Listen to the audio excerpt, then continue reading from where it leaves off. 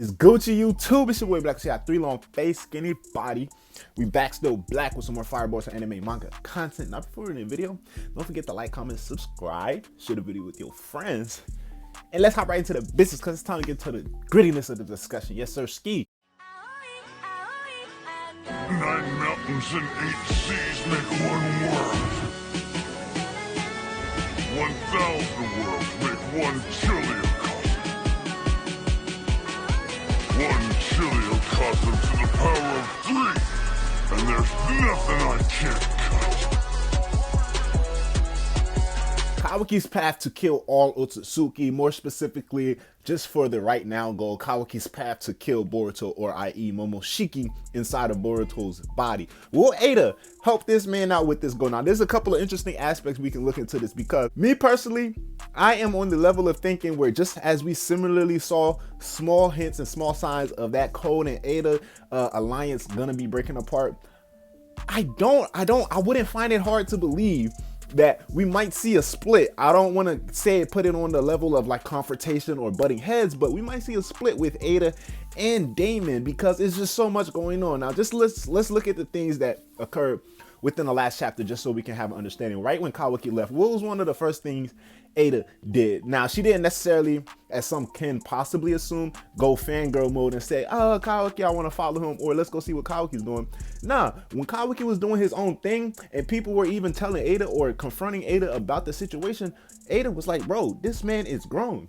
Let him be. Like, he can do exactly whatever he wants to do. It doesn't matter. Me, on the other hand, I'm finna go shopping with my 2 homegirls. Like we out. Fuck is you talking about? I gotta hit up Versace and Gucci. So Eida is out on that type of time right now. And her character is very interesting and intriguing in the fact that we understand what she truly wants, what she truly desires in terms of friendship, true love, and all of those things in that nature. Essentially, finding someone who could just love her for her, or accept her for her, be friends with her for her, not just for her ability, and all of those previous just named regards. So Eida is looking at everybody and telling them, like, this man Kawaki can do whatever the fuck he wants. I look at it in a way as I don't want to say Eida enjoys rejection, but she enjoys authentic and original feelings. So if that leads to rejection, or that leads to Kawaki playing hard to get, she is going to be okay with that, because it generally shows, okay, those are his real feelings towards me, or there's a possibility, or there's a window of opportunity that will allow me, you know, to somehow better my chances of opportunity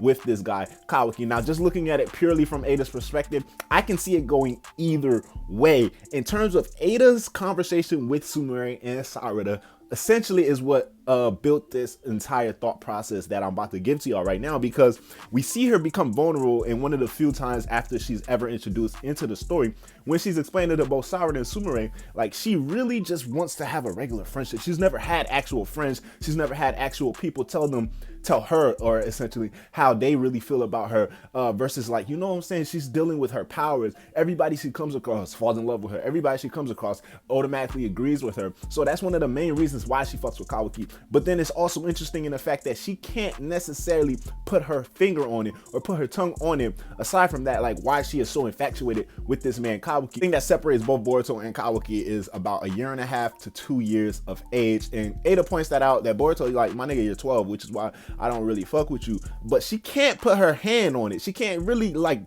single it down. Like, why does she like Kawaki so much, aside from the fact that Kawaki is Otsutsuki, similarly to Boruto, and, you know, he can have genuine, authentic feelings for her. And that's one of the things she's relates to both Sarada and Sumire. She can't really understand these feelings herself. So that leaves a window of opportunity for Eida to develop as a character and to come to her own and come to her own understanding. And we see Damon, essentially, even though he's been talking shit this whole time, he's having fun at the Italy villain. Like, he's out here having the time of his life. Let's be real. And the mere fact that he just saw Himawari last chapter and he knows that there's something there, he's like, all right, you know what? I ain't gonna lie, these might be my niggas. You feel me? Him and Boruto are cool. They have that little kind of brotherly bond. We see them always bickering back and forth with each other, but in a very playful sense. And they even play video games together, which is the only thing that Boruto will ever beat Damon at as of right now. So there's a whole lot of things to look in terms of, okay, how will Eida and Damon proceed in the near future in Kawaki's goal to now kill Boruto right here and there in the middle of the Hidden Leaf Village, right? So we already seen Eida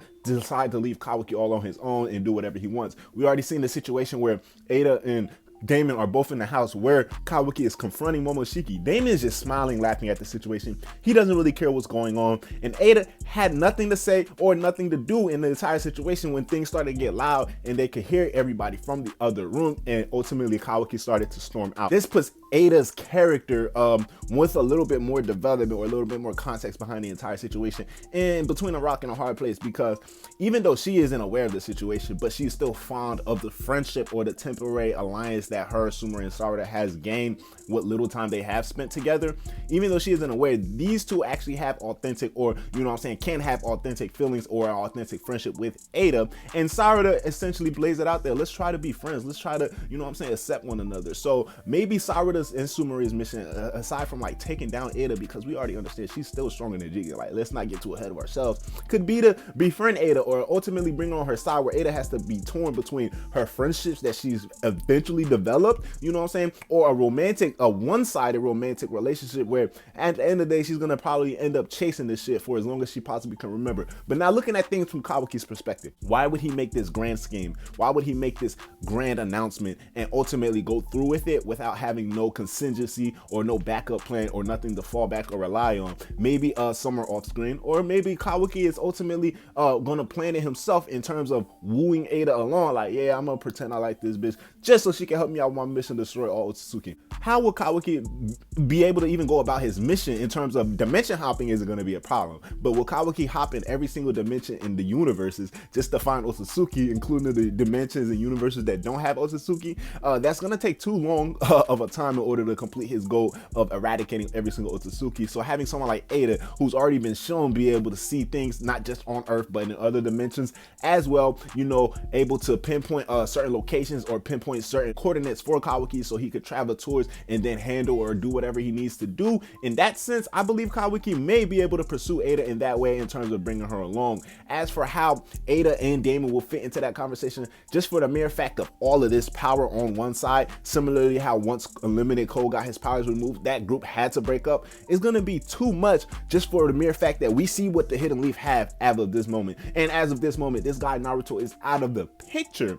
So having Eida, Damon, and Kawaki all on the same page and in coordinates is gonna be very bad. And I ain't gonna lie, this man Shikamaru might have gray hairs by next chapter, because there's so much shit going down that essentially he has to handle, right? And he doesn't even have the capabilities to handle all of these things. He's really doing his best. So let's pray for Shikamaru. We see that in Kawaki's perspective, looking at it from his side, it would be much more wiser in the sense of going along with that versus doing everything that he did up until the last point of the last chapter with no backup plan or with no idea of how he's gonna go about his plan beyond Boruto, thinking beyond Momoshiki, unless he's just so focused on Momoshiki at this point right now. Now, Eida can also decide to play the middle ground. We've seen the fast forward scene.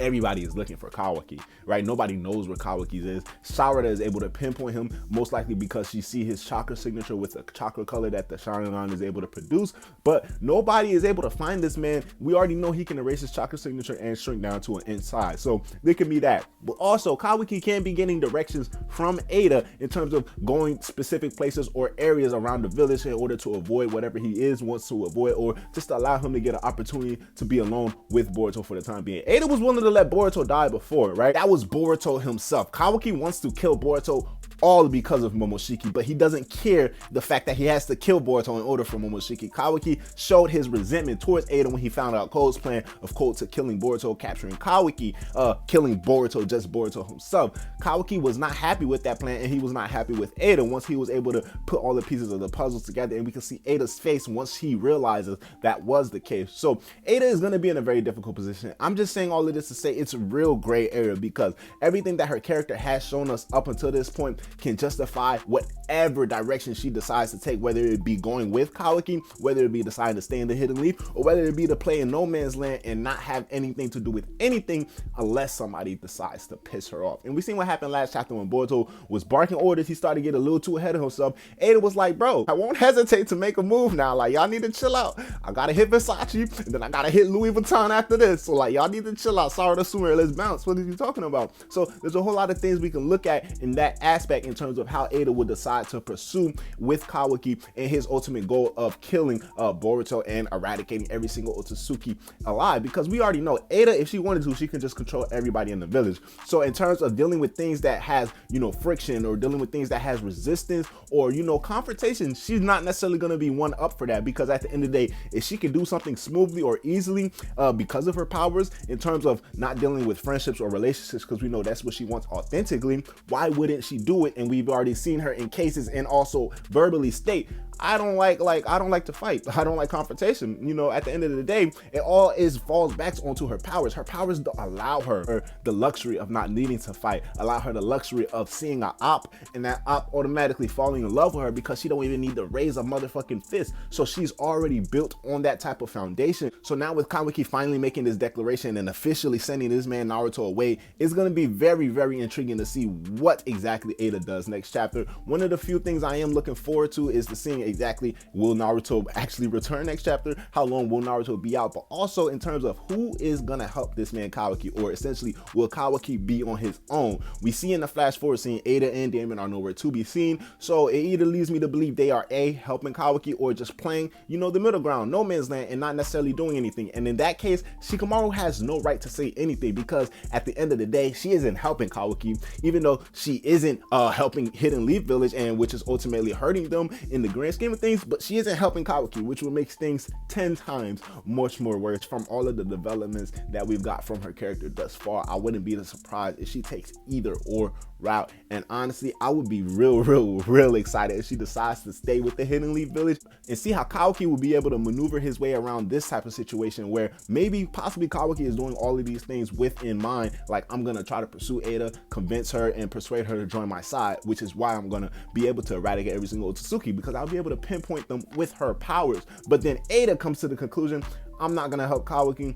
I feel like something that I'm building here with Sarada and Sumire might be genuine and authentic, and even though I do have these feelings for Kawaki, she ultimately doesn't understand them, which she admitted herself. And also on top of that fact, regardless of she can get this anywhere she wants, she is literally living the life out here in the Hidden Leaf Village. My nigga Shikamaru put her on an unlimited credit card payroll. He's like, bro, we're paying for anything.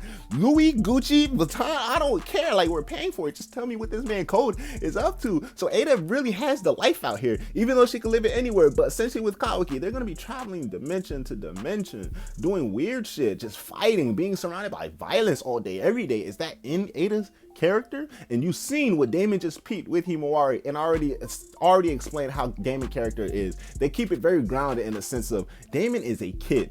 And you can see like a lot of the kid tendencies in terms of his attention span and what actually gets Damon excited. So in terms of leaving the Hidden Leaf Village right away just to simply help Kawaki annihilate or eradicate every single Otsutsuki, I don't really see Damon going along with that plan, because he's like, bro, if they not fucking with Big Sis, they not fucking with me. I don't really care about it. I'm not gonna go out here looking for no trouble. So there's a whole lot of evidence backing up most cases, but in terms of what will Eida actually do, I'm really excited to find that out next chapter with Kawaki's next moves being laid out on the chessboard. But until my next video, leave your comments below. How do y'all feel like Eida will decide in the next coming or upcoming chapters in terms of helping Kawaki, not helping Kawaki, helping the Hidden Leaf Village, or not helping the Hidden Leaf Village, and just playing the middle ground in the middle of everything? So leave your thoughts below and comment below, and let me know how y'all feel and what y'all are most looking forward to in the next upcoming chapters in terms of what Kawaki will be doing next and who will essentially be on his side. Will Kawaki gather a little mini group on some Sasuke shit that he did previously in Shippuden, or will Kawaki tackle this entire mission or task solo dolo in terms of Eida and Damon just playing the middle ground and not really helping out anybody? Or do y'all even see Eida and Damon essentially choosing, actively picking the Hidden Leaf and joining their side in the middle of all of this? Until my next video, holla at your boy. I'ma holla at y'all. Black Child, yes sir, ski. Hey, can we take a trip to the sky? Show them that our limit's too high. Cocoa butter hips on the waistline. She said